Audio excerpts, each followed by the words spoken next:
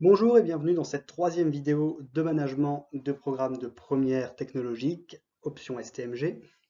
Qu'est-ce que le management des organisations? Alors oui, on a passé les deux premières vidéos à ne parler que des organisations, sachant que la matière s'appelle management. C'est vrai qu'on peut se poser la question. C'est pour ça qu'à partir du chapitre 3, on étudie ce que c'est que le management. Et vous verrez dans le chapitre 4, on verra le lien entre le management et l'environnement. Donc chapitre 3, qu'est-ce que le management des organisations? Au sommaire, tout d'abord, qu'est-ce que c'est que le management? Puis, que sont les décisions? Et enfin, évaluer le management. Encore une fois, ça va être un chapitre assez court. Alors, tout d'abord, le management. Définition, il correspond au gouvernement de l'organisation. Il permet de gérer une production collective en tenant compte de nombreuses contraintes, des contraintes humaines, financières, juridiques, économiques, environnementales, etc. Le management possède 4 fonctions. La première, fixer des objectifs. C'est-à-dire, on fixe les objectifs de l'organisation, donc les résultats qu'on va devoir atteindre dans un certain délai. Puis, organiser, animer. Une fois les objectifs fixés, le management doit déterminer les moyens à mettre en œuvre pour les atteindre. Donc on fixe les objectifs, puis on donne les moyens pour les atteindre. Ensuite, mobiliser, contrôler. Le management doit permettre de motiver les salariés et de les impliquer autour des objectifs et du projet de l'organisation. Donc on a donné les moyens, maintenant il va falloir motiver tout le monde et impliquer tout le monde. Et enfin, évaluer.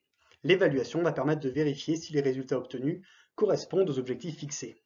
Et pour pouvoir retenir ces 4 fonctions du management, dites-vous que le management forme l'organisation, il lui donne sa forme. Forme, fixer, organiser, mobiliser, évaluer. Ça forme le mot forme. Ensuite, le cas particulier du management public. Alors le management public, c'est la mise en œuvre de méthodes et de techniques qui visent à développer le pilotage de la décision publique. Il représente un champ d'études, d'expérience et de référence pour l'amélioration de la performance des organisations publiques. Donc en fait, pour trouver les détails du management public, il suffit de partir du management normal, de rajouter le fait que les ressources humaines dans les organisations publiques sont recrutées par concours, c'est des concours pour rentrer, donc on attend déjà un certain niveau de la personne, et enfin, le fait que les ressources financières des organisations publiques, c'est de l'argent public, donc qui est beaucoup plus sécurisé au niveau de son utilisation. Ces trois ensemble, ça nous donne le management public parce que tous ces éléments vont permettre d'améliorer la décision publique. Le principe de base du management public, c'est d'améliorer la décision publique, prendre de meilleures décisions, ce qui est la base de toute gestion. Ensuite, les décisions, séance 2. Il existe deux types de management. Le management stratégique, dans lequel on cherche à prendre les décisions stratégiques, comme son nom l'indique. Et les décisions stratégiques, elles sont prises par les dirigeants de l'organisation.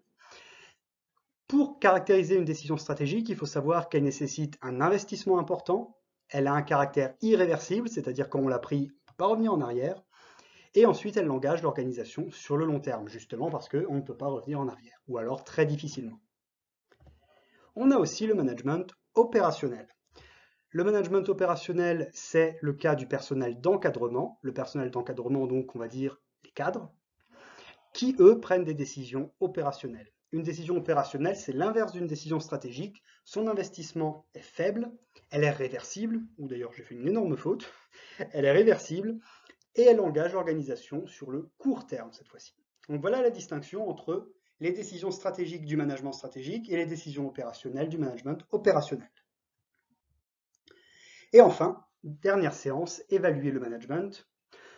Donc il y a un manager qui fait du management et qu'on va devoir évaluer de façon quantitative et qualitative. Pourquoi? Pour pouvoir déterminer ses failles, ses faiblesses et ses erreurs.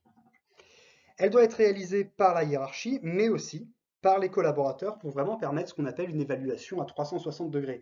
Être capable d'avoir la totalité du spectre du management, par toutes les personnes, ceux qui sont en haut, ceux qui sont en bas, ceux qui sont au même niveau, et avoir, si possible, toutes les facettes du management qui soient évaluées. Et pourquoi on fait ça? Pour pouvoir mettre en place des actions correctrices. Ces actions correctrices pour pouvoir améliorer continuellement le management. Je vous laisse sur une petite citation, alors qui est de personne, elle est de moi. Un bon manager prend des décisions et gère ses équipes. Un manager prend des décisions et gère ses équipes. Un bon manager sait aussi remettre tout cela en question. On a un énorme problème de nos jours au niveau des personnes qui sont managers, c'est une grande incapacité à se remettre en question parce que beaucoup considèrent ça comme un aveu de faiblesse. L'aveu de faiblesse est refuser de se remettre en question parce que ça signifie qu'on est incapable de prendre du recul sur ce qu'on fait. Et la maturité là-dedans, c'est le fait d'être capable de prendre du recul sur les choses et donc d'être capable de se remettre en question, d'être capable de dire ce que je fais, c'est pas forcément bien, je fais peut-être du mal à autrui, ça je le fais mal, je rate cet objectif, etc. Donc être capable de se remettre en question. Ça, c'est ce qu'est un bon manager. Voilà, donc comme promis, c'était un chapitre très court. Donc je vous laisse jusqu'au prochain chapitre. En attendant, je vous souhaite une bonne journée et à la prochaine.